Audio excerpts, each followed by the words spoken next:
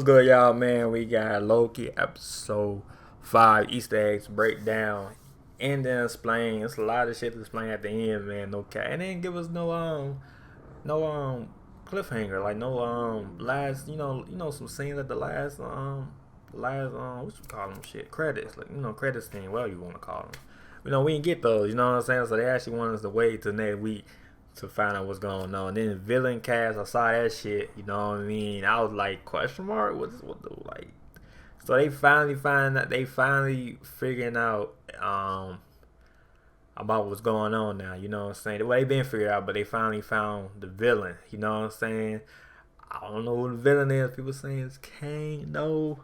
People saying it's some other motherfuckers, you know what I'm saying, from the comic books. I don't read the comic books, but yeah, but I be hearing about Kane and some other villain that's in the castle, you know what I mean? But it's a lot of shit happened on the episode, man. And it was crazy though, no cat.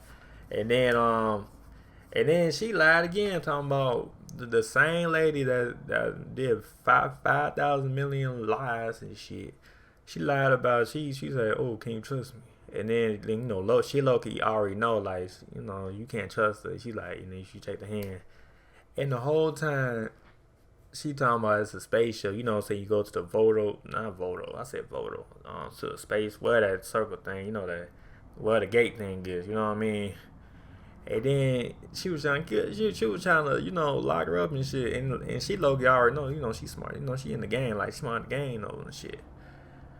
But she lied about that, talking about trust me, but she still lying though.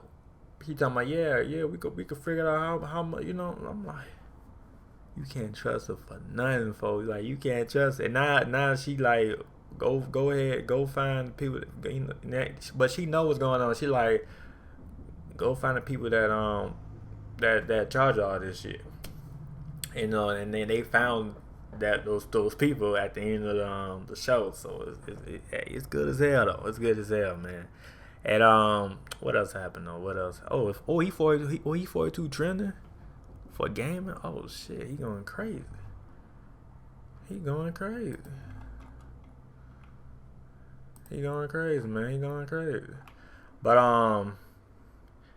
yeah though, man. Shit, look, shit is crazy. No cap, man. Shit is going crazy. But yeah though, man. But yeah, that's what I gotta say, right? And then yeah, now we know like all the Lokis and shit. And then what the Loki, that was the Loki that was that we know about. The Loki had the president thing on pennants and shit. That's Loki, the asshole Loki that we all know about. You know what I mean? That died. Well, not really that. What, got his hand cut off and shit. Let me know comment down below though, man.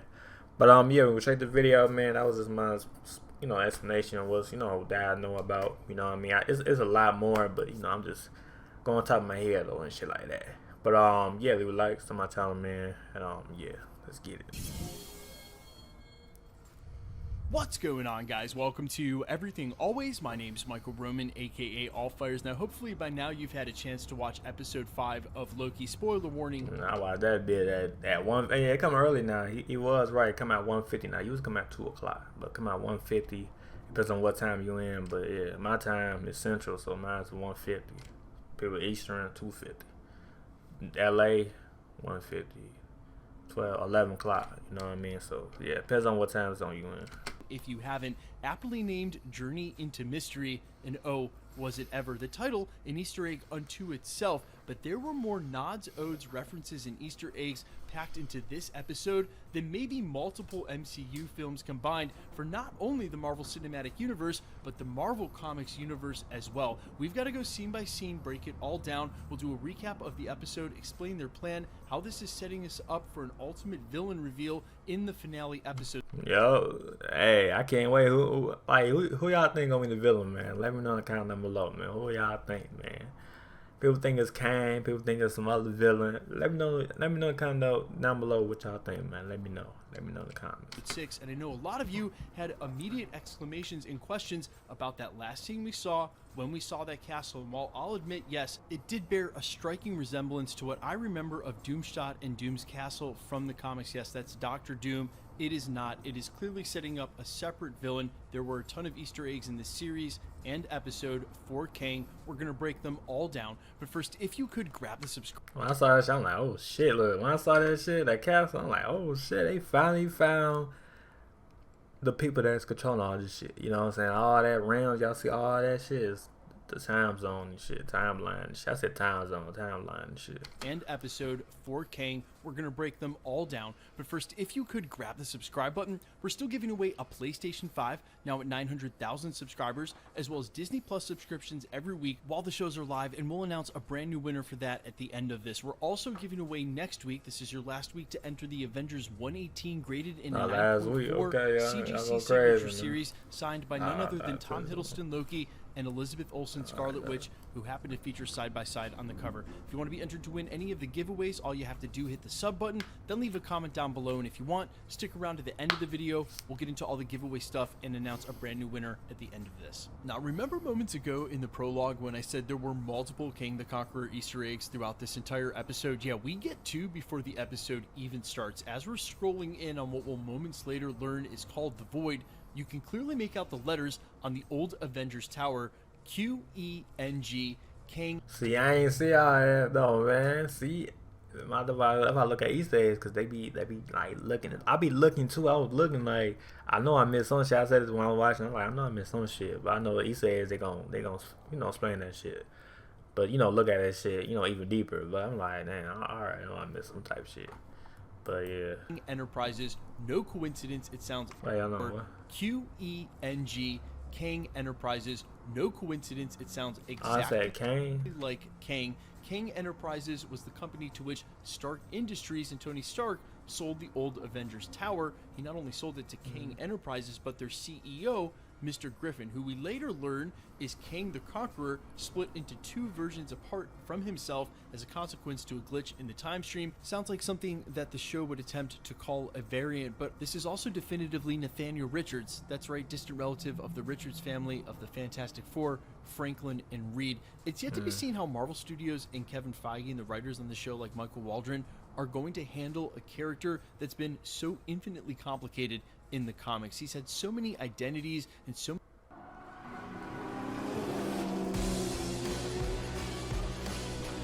many reveals over decades in different storylines, but something tells me they're going to take it easy on the fan base in a story that's already been so weird. We're going to get introduced to Jonathan Major's character as Kang the Conqueror, and if we're going to do any major reveal, everybody gonna make it simple, because like me, shit, I don't know what the fuck going on. I ain't a comic book head, so yeah, make it simple for us. What they do, they always make it simple, because they want everybody to watch, not just not just the hard fan comic books, but they want everybody. You know what I'm saying? They're not the comic book fans. You know what I mean? Just watch the movie and that's it. You know what I mean? So yeah, but that's good to make it simple.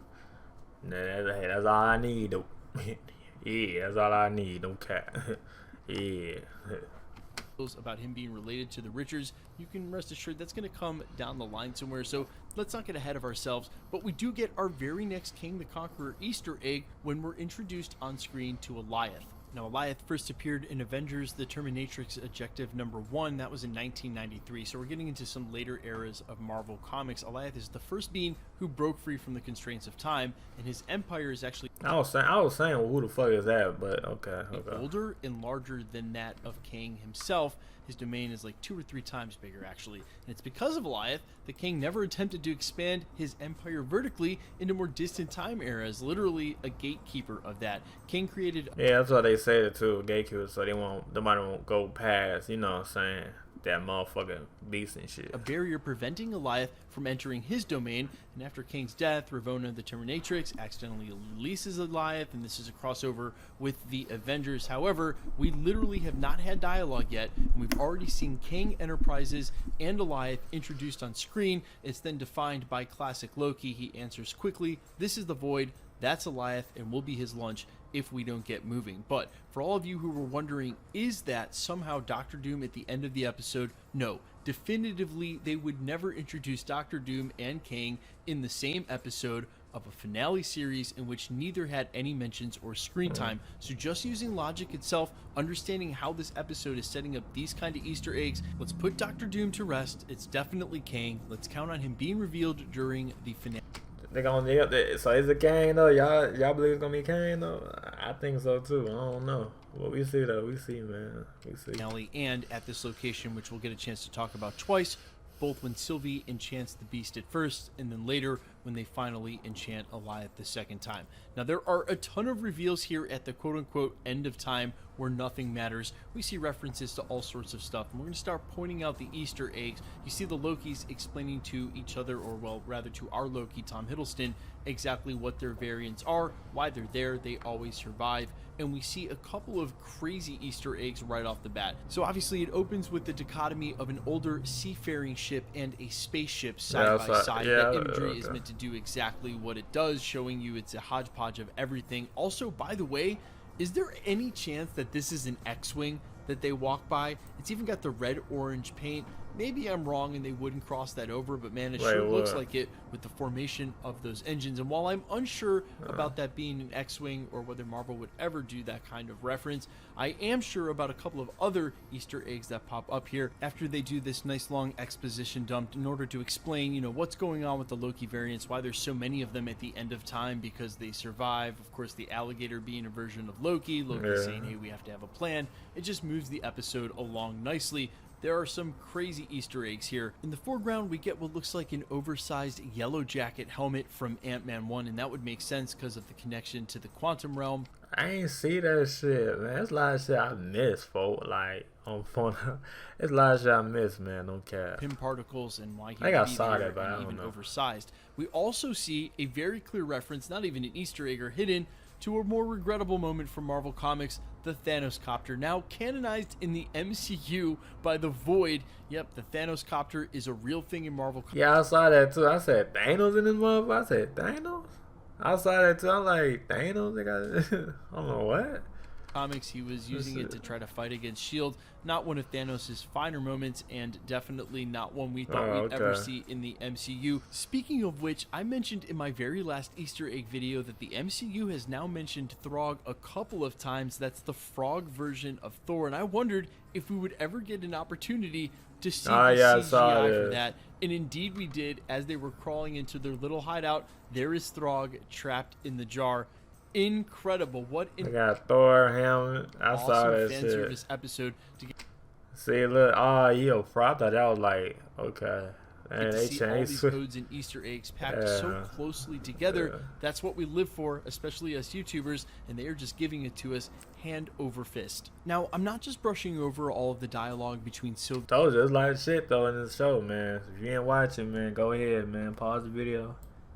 You know, watch it later on. You know, watch it. You know what I'm saying? Then go back and go. You know, back to my video. That's a lot of shit. Ravonna Renslayer, but I think it serves its purpose and does its job in sort of setting up both of their motivations. We learn that Renslayer, or at least she's pretending to have been being played this entire time, and Sylvie just really still wants to take them out. I didn't really believe Renslayer was on Sylvie's side. She seems sus. Yes, bro. I said that to her at the beginning. I was like, bro, she talking about trust me, and he and Silver like. Silver no too, but she's smart in the head too, so she like, all right. And then when she looking all weird talking about, and then the lady at the clock thing was like, oh yeah, we got a spaceship, and like, I can't find it. Come on, I can't. You know, I'm like, bro, kill her already, man. This kill her ass, man. I'm tired of her ass. Like she lied too much, bro, man. And I already knew she gonna lie. When she said trust me, I'm like, and then Sylvia know like she lying. Like, come on now, like this killer ass, man, this killer. And then and then she know like where, you know what I'm saying, the timekeeper like really at. You know what I'm saying? That's why she said to the clock person like go find them so we can warn them, some shit like that. But you should kill her ass, man. I ain't gonna lie, this killer. You know what I mean? Respectfully, man. This killer, man. No cap. And still does the whole time. Some people in the live watch stream last night were saying that Sylvie seems sus. I'm not so sure about that. Hell no, she don't seem sus. She seems sus more than Sylvie. No cap. Rona Renslayer, I would not be surprised at all if she does know exactly what's going on and has this entire time. Yeah, we'll she get do back know to it. that. I But mean, what I thought was she amazing was do. all the Lokis sitting around sharing their war stories before our Loki, Tom Hiddleston from our timeline, decides to give them all a charge. But classic Loki explaining that he was able to create a duplication of himself so real that he could survive. F is for finally. It's time to go back to the movies with Fandango. Here we go. See what's playing now at fandango.com. You're not a dish. You're a man. Most name brand bars and body washes. What happened in Thanos, a poignant moment in Infinity War, and a lot of people pointed out. Yeah, I was saying, and then he said he faked it though, so it's like, you know what I mean? Out that later in the episode, when he's seemingly overtaken by Alioth, maybe that was just him creating an image of himself, creating all of those variations of Asgard over and over again. But I think it actually serves his character better. Classic Loki going out in the blaze of glory the way he did. Now, speaking of serving the character better, we're going to talk about what happens. All of these Lokis pointlessly arguing about who's. That's what I'm saying. And was that Loki was the asshole Loki that we know of? You know what I mean? I don't know. Going to be king over the void. It's as if those characters didn't mature at all. They're still stuck exactly where our Loki was coming out of the first battle for New York. But we see this variant of Loki, and for the first time, it's an actual duplicate. Another variant that looks exactly like the character we knew before, confirming in the MCU, and this is a super important moment, that there can be variants that look exactly the same. Fact, like that's Loki. That Loki right there is like our Loki that we used to, you know what I mean? That ain't, you know, they don't want to change. He just want to be asshole. Yeah, that's Loki I miss. You know what I mean? Loki we have right now, you know, it's good though. Good, you know what I'm saying? It's cool Loki. You know what I'm saying? That Loki right there, you know, I kind of miss that Loki right there. You know what I mean? I like the asshole Loki. I like when he fuck up shit. And, you know what I'm saying? Like, no cap, man. Look, no cap. And the reason I say that this is important, because we've seen MCU characters in other places where we didn't think they should show up. For instance, the Morbius trailer where we saw Adrian Toomes' Vulture. This could possibly explain why he was in the Sony Spider-Verse if there's no connection, just a variant of him. Or maybe even for John Jonah Jameson, who's also in the Sony Raimi-verse, now showing up in the MCU. Again, variants of each other in the multiverse. You got a point. You got a point, my boy. You got a point. You got a point. That happen to be duplicates that look exactly alike. Up until now, we hadn't really seen that. I think this is a super important moment for the MCU. Go ahead and earmark it. I think it's why they did it. Important to point out. Then we get to what's one of the most interesting scenes in the entire episode that we only get a couple of frames, but we're going to slow it down ultra slow for you guys. Right after Sylvie, surprisingly or not, I'm sure a lot of you saw it coming, self-prunes herself. Heads up play, she decides. Yeah, I saw that. She saw like a little glimpse of it, like the future. To see if Alioth is actually enchantable. And when she does, we get our first good look, again, ultra slow-mo, of the castle that we'll see at the end of this episode, floating on top of this meteor. See? Yeah, I was saying, that's why she said, yeah, we should go after it, because she saw that shit. When it's slowed to this frame rate, the cinematography. I didn't see that shit. Hold on, what? This episode floating on top of this meteor. And when it's slowed to this frame. Oh shit, it's a big ass door. It's a door. Damn, folks. They all hiding in that motherfucker. They probably is, though. Rate, the cinematography certainly implies you enter the castle, follow it to the top of the tower. I see. And whatever this important yellow glowing light at the top of the dome is what they're looking for. Now, I know there's going to be some theories this week that say that Chronopolis is not in that castle, or this isn't Chronopolis, but rather Chronopolis is in the dome at the top of the tower. The same way they thought Chronopolis was the city in the dome back during the Quantum Realm scenes in Ant-Man and the Wasp. What this location actually is Castle Limbo. The way that they referred to Alioth as Temporal Limbo, this is Castle Limbo, a location associated with one of Kang's forms, Immortus. Now, as I mentioned right after the prologue of this video, they're not going to come out with all these multiple versions of Kang right off the bat. They know that there are a lot of different kinds of fans that follow Marvel, and they don't want to alienate a good number of them by making it too confusing. So they're going to streamline this. However, this is the location of Kang where he's going to be revealed, and I think it's still very clearly in the quantum realm. If you look at this scene again, you can see all of the rainbowish energy surrounding the castle. That is very reminiscent of the rainbowish energy we've seen during the quantum realm in the Ant-Man films, and of course time moves differently there outside of time, that idea. Now there's a chance that this isn't actually in the quantum realm still, but when you look at the coloring on the energy, I think it's safe to assume that. Now, when they finally go to battle and blows after they all start double-crossing each other, speaking of being stuck with no character arc, it's as if they're literally the Loki we first met. Full of ambition, they want to be king over absolutely anything, no matter what the cost, and they're all betraying each other. There is no character development whatsoever, and during this battle royale, they decide to slip out. Now, we get a ton of Easter eggs throughout the back end of this episode. I'm going to point out a couple quickly, but before we do, we absolutely have to talk about this scene between the two Lokis with the super awkward... Yeah, they you know, so they like each other. I mean, Loki like her. I think she like him too. You know what I mean? It's like a love situation going on. Okay. Tension in which a lot of us thought that they might actually kiss. We have to. That's what I thought too. But I mean, it's still a chance though. You know what I mean? We got one more episode. It's, you know, it's still a chance that they might kiss though. You know what I'm saying? No cap. Take a deeper look into what's going on in this scene and what it might say about the finale. We look at the body language here. He creates a blanket, then smoothly creates a blanket for one and turns it into a blanket of two. That's when we really thought that they might actually kiss, create another Nexus event. Maybe that's how they're getting out of this, right? But what's going on with the dialogue in the scene is not really replicative of how this scene is set up to be romantic. She's asking him at the end of this, are you just going to betray me? And he gives her a very, very heartfelt monologue in which he acknowledges he's betrayed everyone he's ever loved, as he puts it, and that he knows why he did it, and he's not that anymore. But I think that this dialogue is meant to put our focus on Tom Hiddleston and buy in and to believe in what he's saying, to take the focus off of Sylvie. And then you harken back to the last episode where Sif kept repeating that line very poignantly, you are alone and you always will be. And in this moment now, we've seen clearly Tom Hiddleston has fallen for Sylvie in a way that he may end up getting stabbed in the back by himself.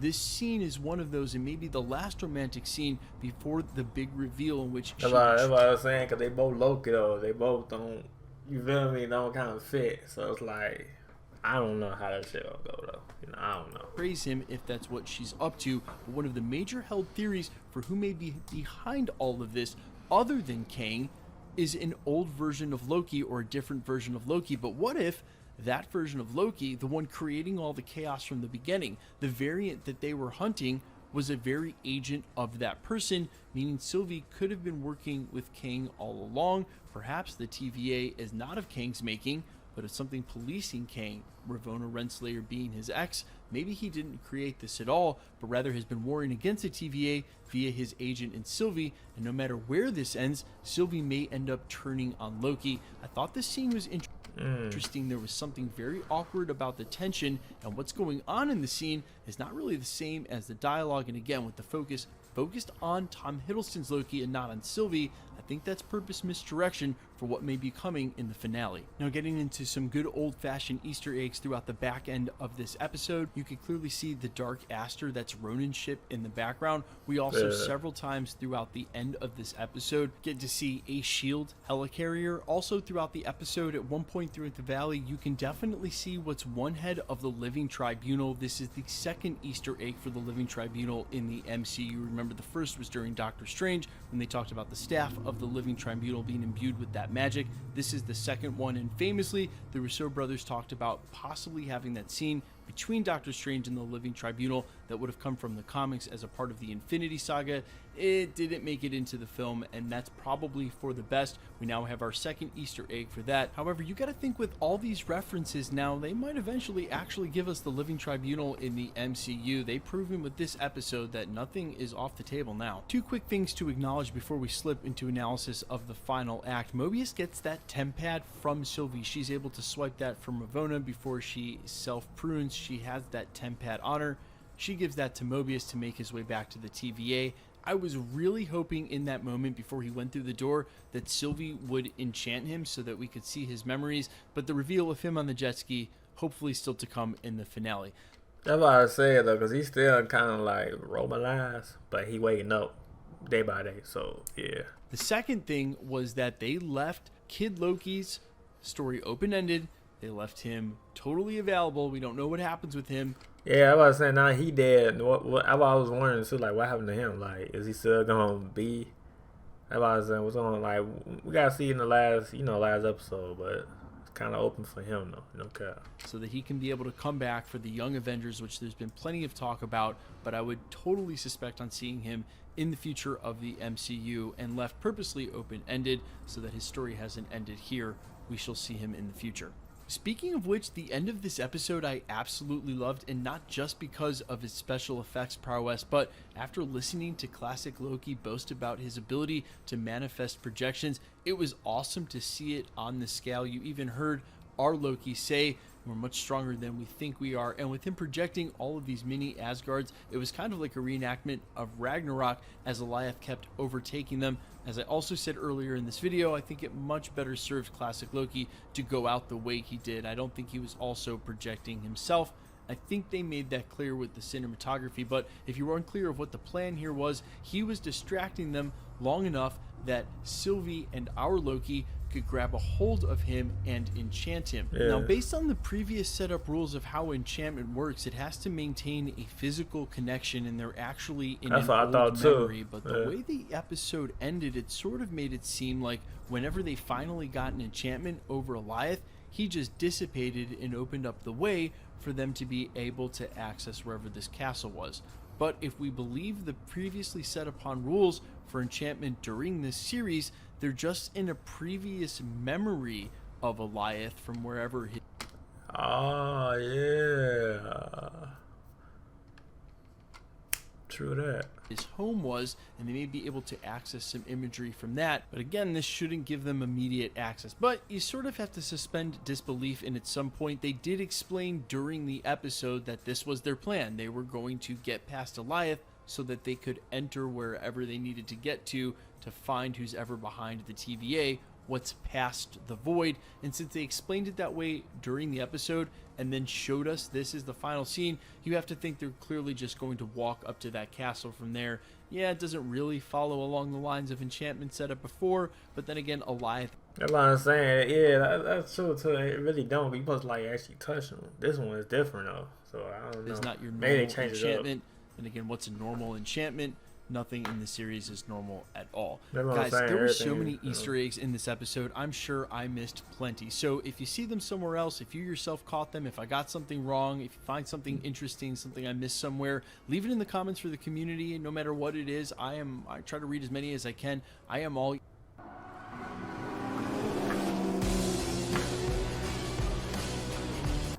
ears. I also want to know all of your theories for the finale.